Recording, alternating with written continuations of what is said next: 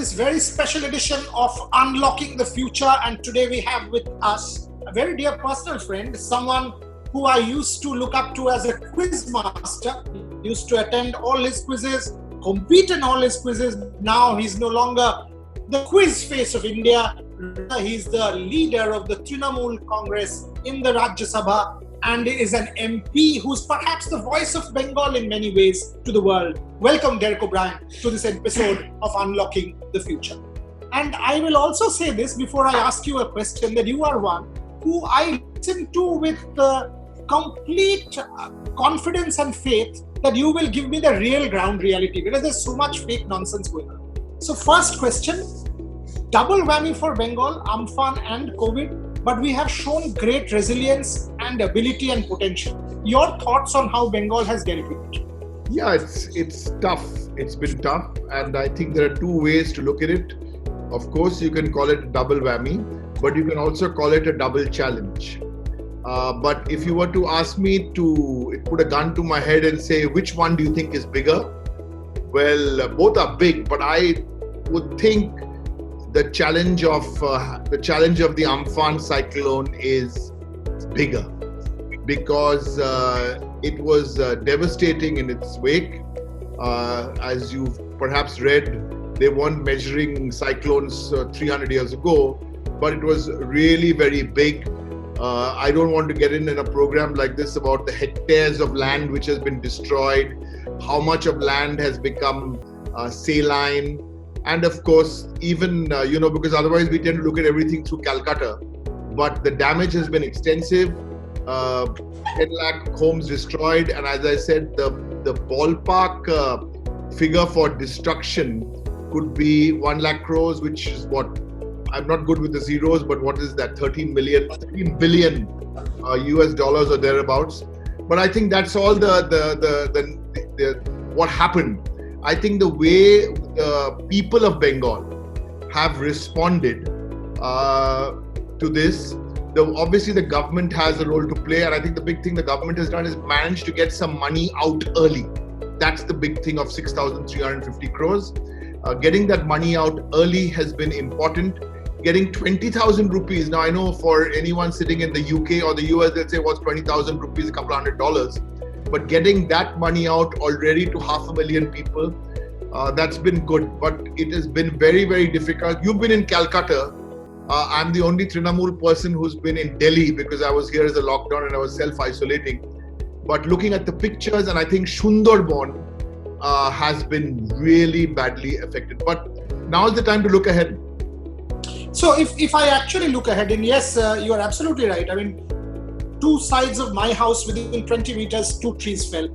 20 meters and it could have fallen on my terrace. We miraculously got saved. You've seen pictures, you've seen some of my articles. But, for me, what stands out is within 2 days of Amphan, our testing numbers was back to 9,500. It was telling me something. It was telling me that we in this state was doing something which was giving me hope, that we were trying to get the disease under control. Our infectivity still continues to be 2.7%, which is lower than the national average. Our per test million has gone up to 2,400. Can you give me a sense of where we are in terms of dealing with COVID? I'm not used to answering questions like these from anchors, because otherwise, so I'm saying that in a very positive way, that you're actually putting out some real numbers and asking questions and looking at this entire thing through a very positive lens. Yes. And I think in all this, while everyone got together, including all the government agencies, to overcome the cyclone, I think you bring up a very important point as to how those testing numbers, especially from a state which originally had low testing numbers in March, and there's no getting away from the fact that we only had 2 testing labs which were approved. Now we have 35. So I think that was the challenge. But I think overcoming that challenge, the call we've taken last week, which actually we took on the 24th of March, was, at least from the administration in Bengal and the Chief Minister, was that we never got into a total lockdown in Bengal. As we've been saying, you can't do a total lockdown and throw away the keys. So that partial lockdown, I think, helped. And I think the challenge for COVID is far from over. Yes, the testing numbers are up. We are now doing 9,400 yesterday with the testing. But I don't want to sound cynical, but the way the trains have come back with our guest workers, our migrant workers, obviously we wanted the trains to come, but we wanted them to come in a different way, because people need to know that when the trains come back to the state, to the receiving state is in charge of the screening. The receiving state is in charge of the home quarantine. The receiving state is in charge of the institutional quarantine. And if you have any symptoms, then the receiving state is in charge of keeping you in the hospital. So this is not only for Bengal, but all around. This migrant crisis is a big issue. And I think, and I don't want to make this political because this is not a political platform, you told me. But I think if I were to point out one thing which would have made life simpler, is not announcing the 21-day lockdown 1 with 4 hours notice. And I feel bad, even as a member of parliament, where MPs were given 48 hours to fly back to their home constituencies. If you can give an MP 48 hours to fly back, then why couldn't you give those people? In fact, you know, I always think of you as a cricket, a professor of cricket, and you're very good with numbers. So these numbers will interest you, Boria. Is Indian Railways 23 million passengers a day. Half of that is long distance travel. So my number is, if half of that is long distance travel, 12 million. Assume you're enforcing social distancing, so you're down to 6 million.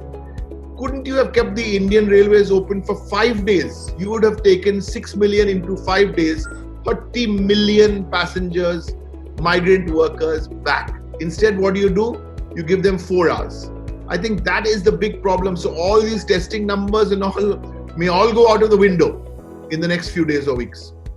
Now that's a really alarming statement. I mean, and actually brings me to my next question, that yes, the state is responsible now to protect these people because they are our people. Can we? Or do you think we are in a position, or we should be in a position, or how do we be ready? Because frankly, we are left with no option. No other state is left with any option. Every state has to deal with the same issue, as is Bengal. So, and frankly, to protect our country, protect our state, we need to do something. What, according to you, as a responsible member of parliament, as a key society leader, what is your take? Can Bengal win this challenge? Bengal will win this challenge. Of course, Bengal will win this challenge. And there are very few positive voices like yours who are actually talking about Bengal, because otherwise it's very easy to get cynical.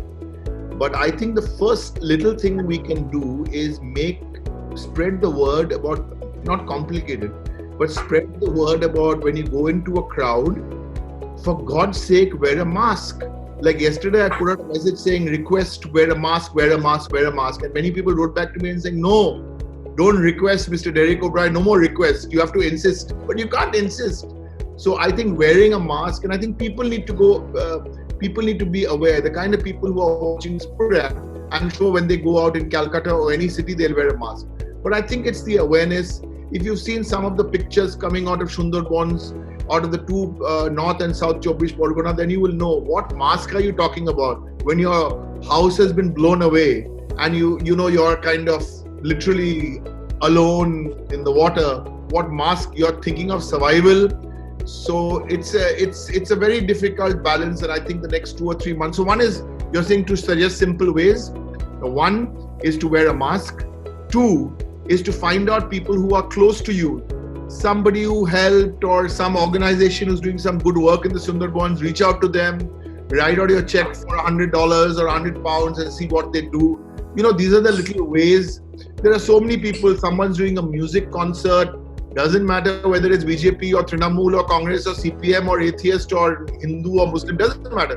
So people are trying to do their own little things, and if you can't actually physically go and got to these, contribute to these, there's obviously the official government channels, which is the Chief Minister's, the Disaster Management Authority Fund, where you get a break also on corporate social responsibility, the CSR fund. But just in any way, I mean, even one way to do it is do what Boria is doing. I'm sure you may be going out there, but even in your expression, you're expressing, And it doesn't have to be political positivity. Just that this is the challenge they're doing, rather than being, this cynical. Cynical is not the solution. All of us are involved. According to me, this is now a community battle and an individual battle as much as a state battle. Because unless there is state and individual or community partnership, we can't win. And here is what I'm doing. I want to, each of us have a responsibility towards our city. So in Kolkata, we've put together this group which is working on a College Street rebuilding plan. We've already raised several lakh rupees. A few of us have come together. We've reached out to our contacts around the world, academic contacts, sports contacts, personal acquaintances, and we've raised significant amount of money. So I'm sure there are many such efforts going on across the country. Now, this program, for example, is a platform which we are using to reach out to people, to spread the message. Now to a very fundamental question, Derek, we've unlocked. And as I was coming to doing this program, I could see several cars that is looking more vibrant compared to where we were. Now there is a section which says, are we unlocking? Is this a scare? This is a massive people will come up. To anyone is the other side is starvation. The other side is economic complete collapse, because there are millions and millions of people who now need survival. So if I see someone on the road without a mask, I'm stopping my car and telling him, for heaven's sake, put on a mask. Someone was spitting on the road yesterday. I had a fight saying, you can't do this. This is for you, for me, you can't do this. And I put out multiple tweets. According to you, is unlocking the way we've done, Didi said, temples, and there's a serious question there. People are asking about religious, places being opened up. Is this prudent? Is this well thought out, this unlocking? What is your take? A couple of things on the unlocking is that West Bengal was one of the only states, even throughout the lockdown, it wasn't some sudden craving for everyone in Bengal needed to have sweets to fill their stomachs. No, it was realized that tens of thousands of liters of milk were being wasted and dairy farmers were being put under pressure. So that's why we opened up the milk. The buses had to be opened up. So I think it's a very difficult, it's a very delicate balance. And if you're talking about the churches, the mosques, the mandirs, if you looked at some of those pictures, and again, I don't want to be cynical, if you looked at some of those pictures of 1,800 people in those railway compartments, packed like cattle, being sent by trains from, Maharashtra back to Bengal, it's not because you did something wrong, so I have to do something wrong. No. The way they were packed into those railway compartments, those pictures, I have those pictures, I have not put them out because I don't want to sound cynical, and do a blame game. So yesterday, for example, and today I just got some reports this morning, it's been 2 days, and it's nice if people are going to church or the masjid or the mandir or the gurdwara and maintaining the rules. So far the rules have been maintained, but I think the other more practical, which I'm seeing pictures of, are the buses. Now, if you put a bus out and you say 20 people, as we've said, 20 people, now it's the community responsibility. You and I would go to a bus and say, okay, there are 30 people, 25, so we won't get on. But what do people do? I want to give a simple example which people don't talk about. The National Rural Employment Guarantee Scheme, which was 5-6 years ago, that has come into play.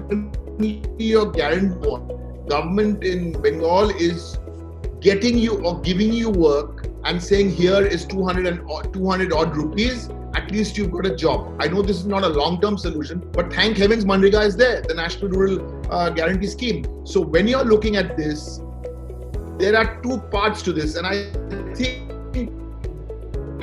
and I sound very philosophical, but where we've got into this social divide is who, I think the New York Times it was, who said the India's middle class and rich welcome this lockdown. The poor don't want this lockdown because, there's nothing wrong in sitting in the evening and watching The Last Dance on Netflix, all 10 episodes. That's good. But what about the guy who doesn't know day after tomorrow, where is the 250 bucks going to come from? Forget about electricity, forget about paying for his house. I'm not even going there. I'm talking about basic food. Basic food. That's why at least The first thing which was done in Bengal, which makes me very proud, that was done in the middle of March, is that announcing the free rations.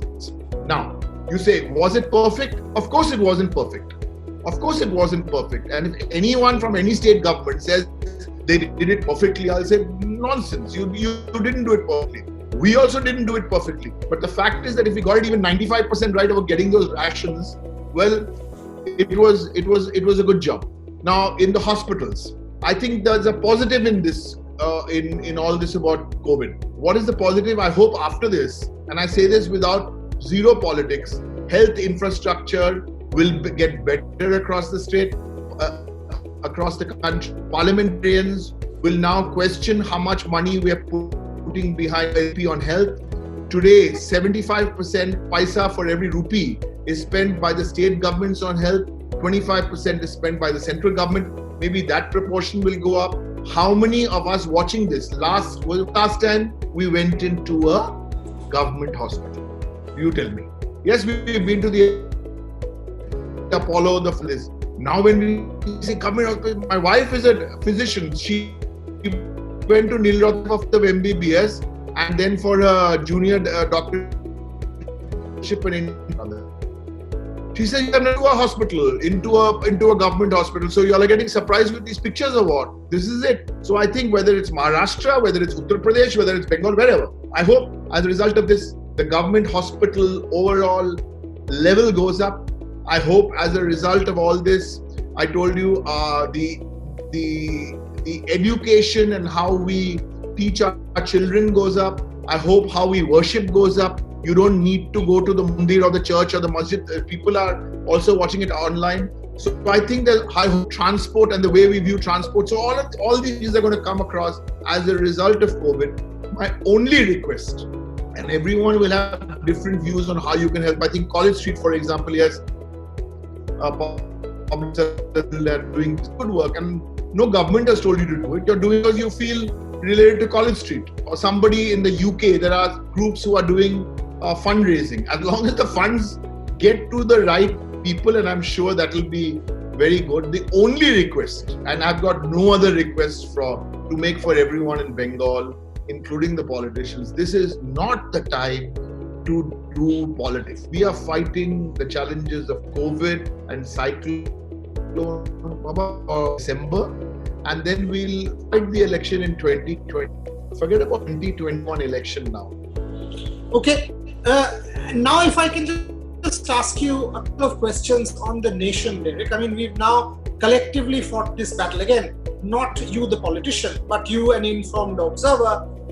We have unlocked the country to a degree, and it's been about 2.5 months since we are in this sort of challenge together.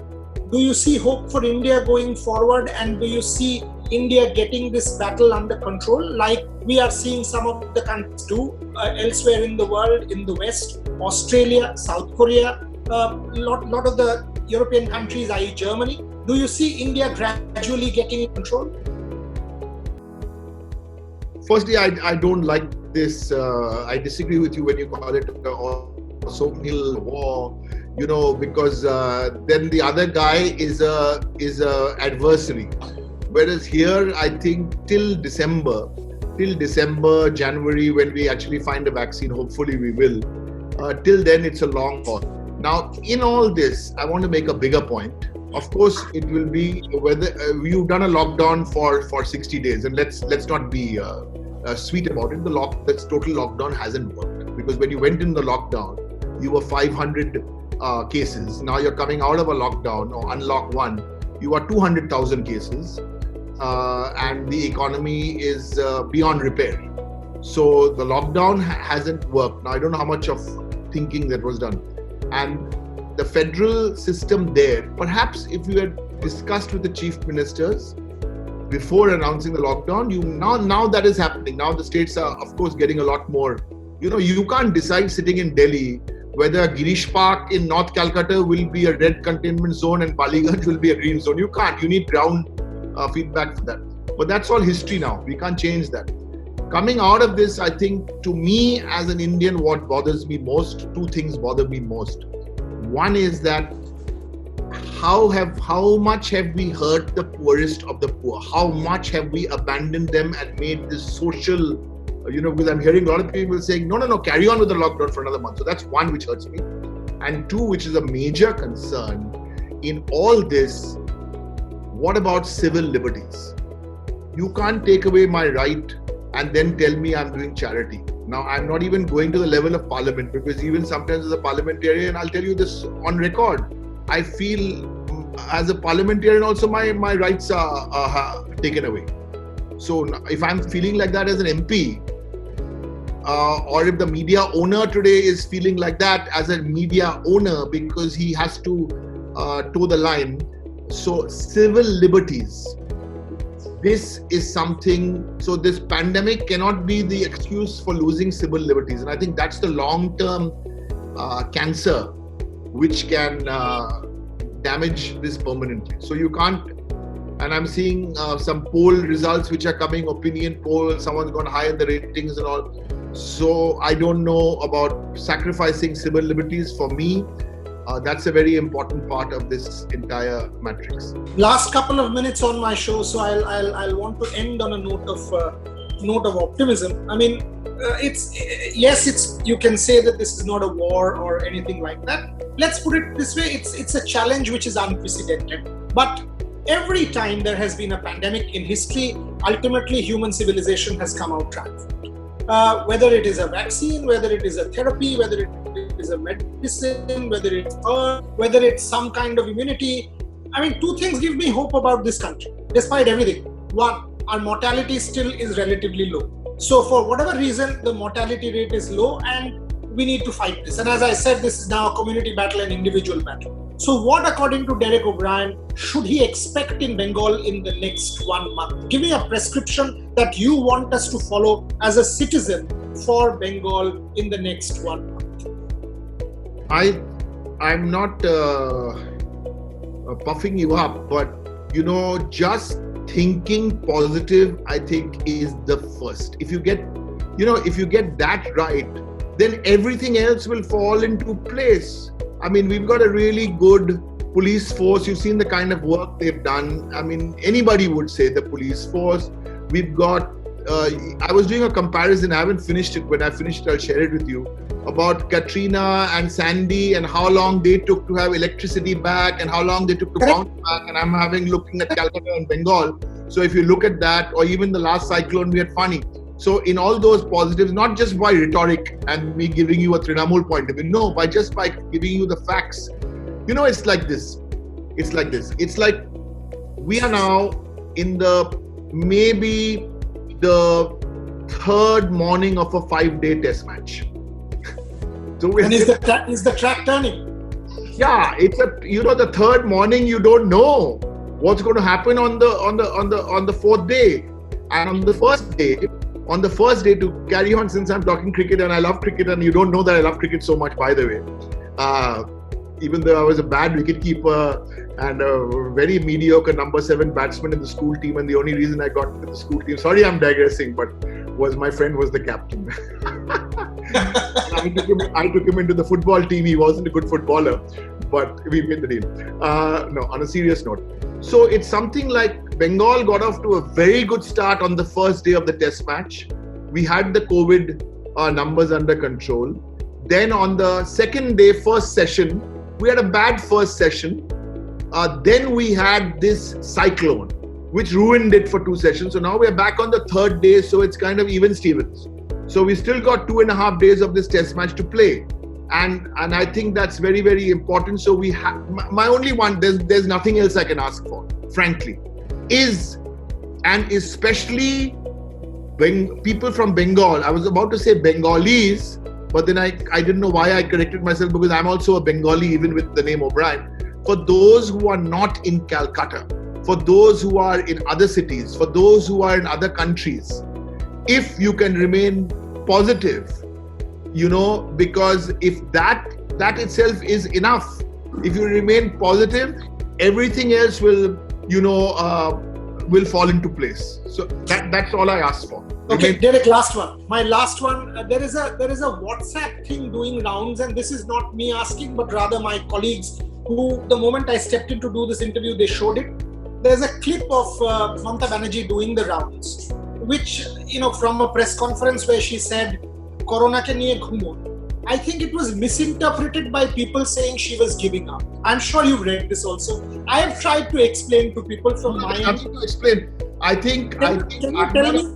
Yeah, go on. Yeah. There's nothing to explain.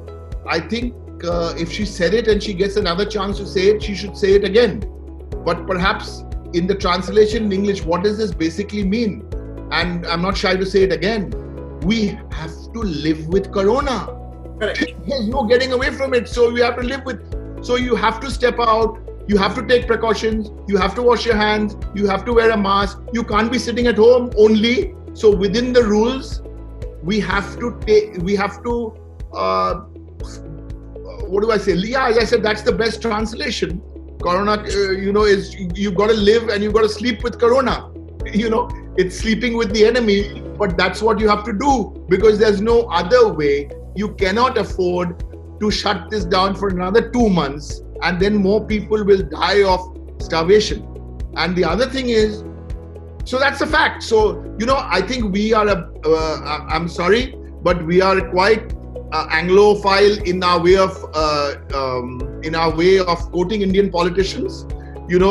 I think that day also there was a English expression which was said something about better and betterness, and then somebody made a gif about that. Not everybody went to English medium schools. Not everybody. Yeah, so this is classical.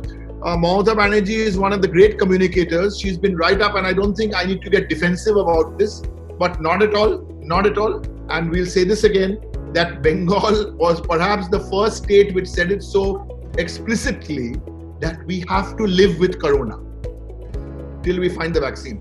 We indeed have to, Derek, there's no question. Having said that, not only live with Corona, I will add 2 more things from my end. Work within this whole environment and get our economy, get our lives back on track.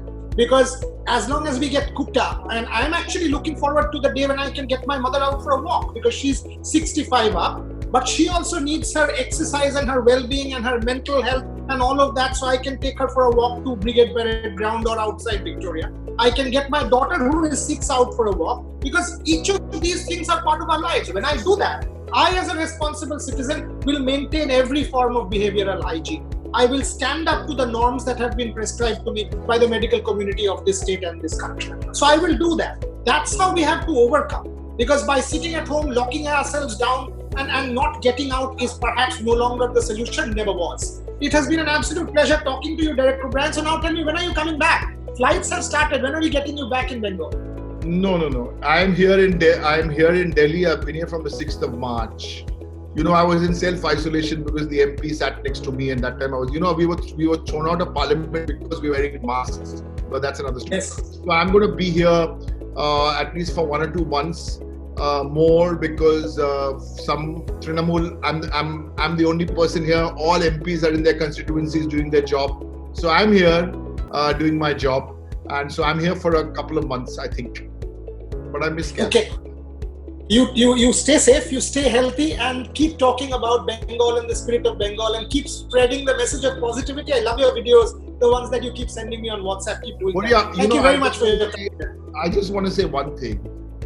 People like me, because we are in a political party, we are in Bengal in charge, so we will spread all these positive messages. But I want to say this without sounding condescending. It's really nice that people like you who are in this space and you are not aligned to any political party, for you the fight, the challenge is being on the side of Bengal, being on the side of Calcutta. Thank you so much for that. Really appreciate it. No question. All my life, this is my city, it's my home, it's my land. I work from this city. I always had a return ticket whenever I travel to any part of the world, and that's always going to be the case as long as I live. I am for Bengal. There's no question. Thank you very much once again, Derek. And thank you. We'll be in touch. Take care.